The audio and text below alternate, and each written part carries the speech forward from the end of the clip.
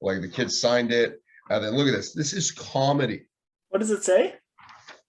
Why science teachers should not be given playground duty. And then it's like the I can't remember what it's called. Oh, Newton's Cradle? Yeah, Newton's Cradle. Nice. I actually spat my water out in my mask while reading this.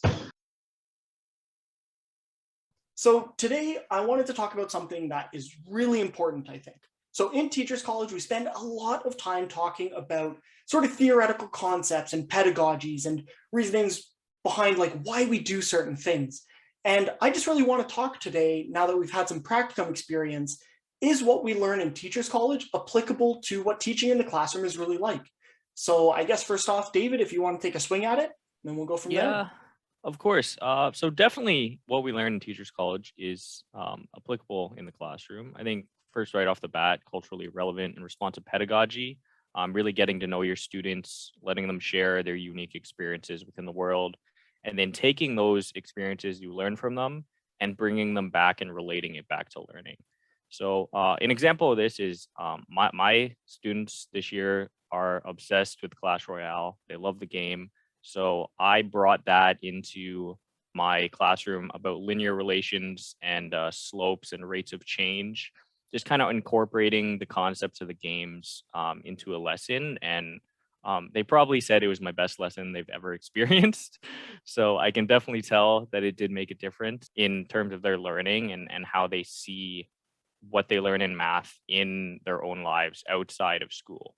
And another one, just want to touch on reflection. Reflection has probably been one of the core components of Teachers College.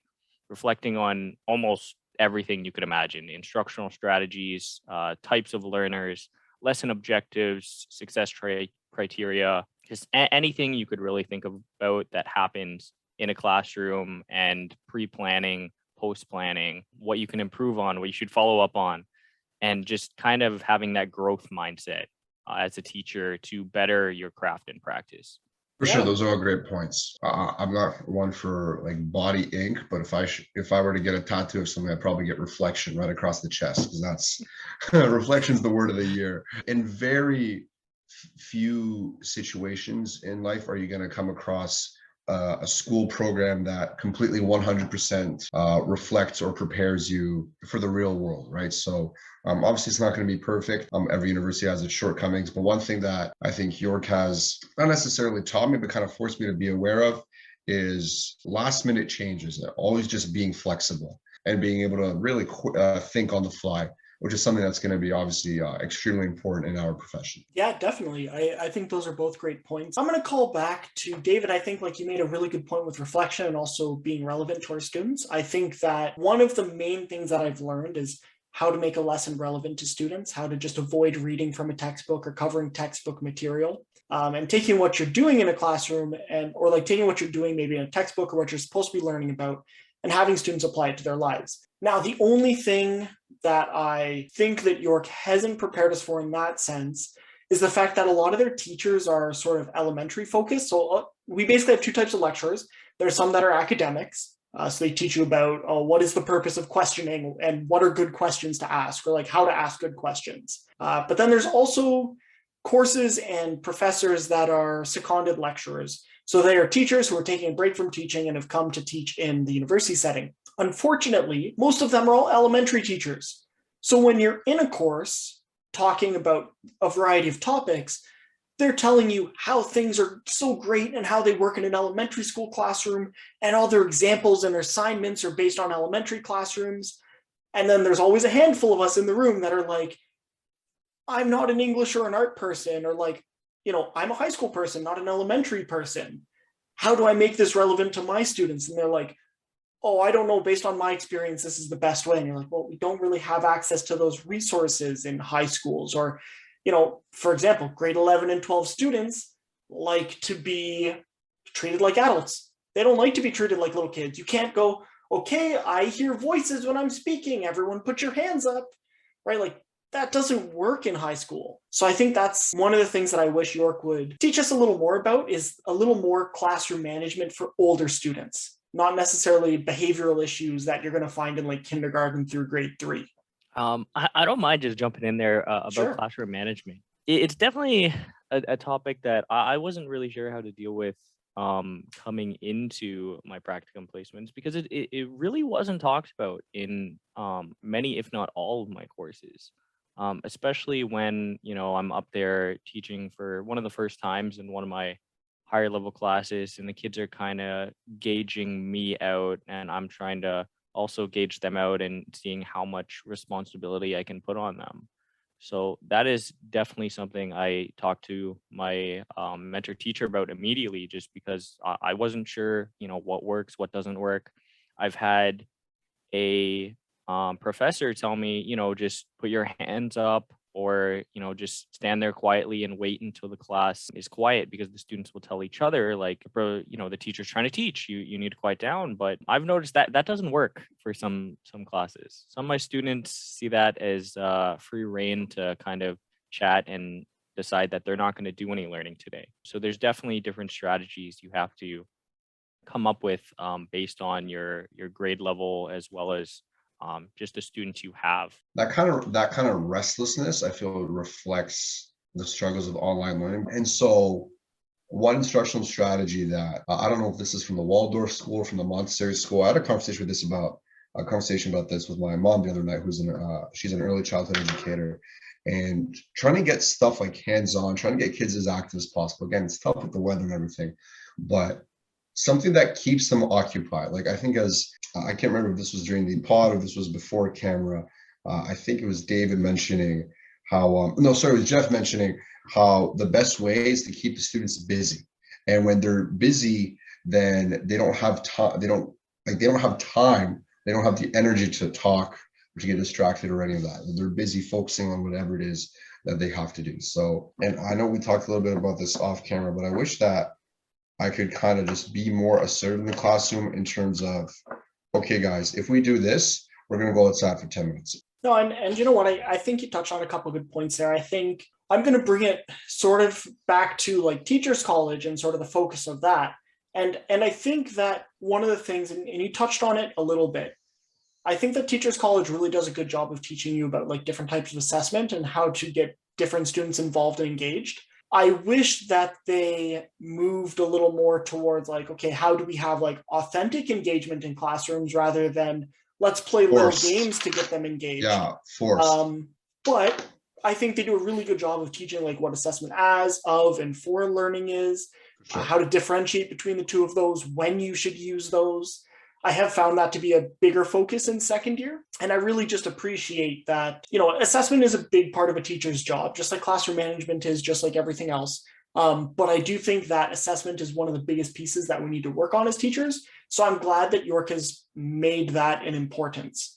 I just wish that they taught us different ways to assess students, because I find York has a very deconstructive attitude towards the teaching profession. They like to go, this is bad, don't do this. But then they never really tell you why this is good or how to take something that's bad and turn it into something good. They don't really give you alternate options. They sort of just say, don't do this. Yeah, don't do this. And like, if you have any questions, rather than giving you an answer, they say, speak to your mentor teacher. They're supervising you. And our mentor teachers, a lot of them, or at least the mine I had, so the way they've been doing things is not going to be what we're being taught necessarily. And so if the notion that York is kind of giving us or telling us what to do is, oh, just talk to your mentor teacher. Well, my mentor teacher is 47 years old, and she's a great lady, but she hasn't been in BEd since she was 25. So what she's been doing for the length of my entire existence, since I've been alive, is the same stuff over and over again that works for her, but that we're not being encouraged to do. And so it can be kind of confusing for teacher candidates as well, because it's like, okay, we're being told to ask our MTs, but our MTs just do the type of evaluate, especially in math and sciences, which is what we're all going to be teaching at some point. I just noticed that as like a pattern. Yeah.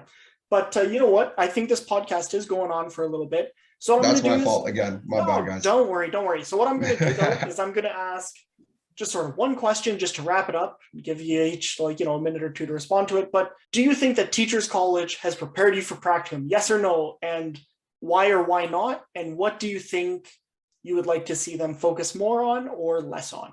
It doesn't need to be a long answer, just something quick. So That message was for me, by the way. Something quick. I can I guess I could go first on that. It's kind of yes, kind of no. I'm gonna go with a yes in terms of building a foundation or like a place to start, an introduction to the profession, like the kind of I guess basic necessities that you need to know before going into a classroom about, different kinds of instruction, creating that safe inclusive classroom environment for all students, building connections with students, trying to ensure everyone is an active participant and engaged in the class. A lot of those things that might have a little bit of knowledge about before going into the class, but those reminders that you need to have on your day-to-day basis for student and colleague, teacher, admin interaction. As we were kind of joking around earlier, I'm going to be the Joker to David's Batman. I think one thing that, and maybe this is just particular individuals within the B.Ed system at York not sharing this, but one thing that I don't feel is emphasized enough is the pace of real teaching, and where things can literally change at 10 p.m. Jeff's been called to do stuff at 10 p.m. I've been called to do stuff at 5:50 a.m. David's the same. And so one thing that hasn't really been taught to us or told us or explained in any sort of explicit manner is the pace at which things can progress in the real world. At York U, we kind of, well, take 2 weeks to do this reflection. You guys have a month before you do this, so on and so forth. All you have to do is one lesson plan for the subject. And then I get to the real world. It's like, okay, we're covering 8 topics in the next 3 days. It's like, okay, that's fine. That makes sense. I remember being a high school student, but that's not like what we're taught at all. We take excuse my French, we take our slow ass time at York with a lot of things. A lot of things are self-paced. So even if they are kind of deadline oriented, most young adults are going to leave it to the last possible second. Maybe not us three, but a lot of people are going to leave it to the last second. And so that's just one thing that I feel York could kind of, the way what we're going to be seeing in placement, reflect that in their own presentation of content or delivery of course content. Now, I'm not saying punish us with stuff to do. I caught myself there. Don't punish us with stuff to do, every 2 or 3 days. But at the same time, kind of give us an idea of the pace that we're going to be proceeding at once we actually start teaching, especially because, I was watching a TV show the other day, and the protagonist, the main character, says that what I do isn't a job, it's who I am. And I'm of the opinion that teaching isn't just necessarily a job, it's what you are, it's who you are, it's what you do. And that really kind of spoke to me when I found myself at 2 a.m. recording tripod stuff, doing this, adding sound effects, whatever. And I spent like I was told at 10 p.m. I got to do this. So the next 3.5 hours working on it.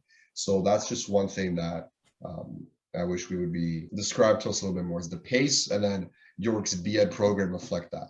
If that means, an 18-month program instead of a 2-year program, or less courses per semester, then okay, you got to take 2 or 3 in the summer, I'd be okay with that. But just have the pace of B.Ed somehow reflect what we're going to be seeing in the real world. Yeah, I do think, though, I think you have a good point there in the sense of I don't think the university schedule, which is 4 months where you take a course once a week and you get your syllabus at the start of the term and it has all your due dates and all your assignments on it, and it's sort of already laid out.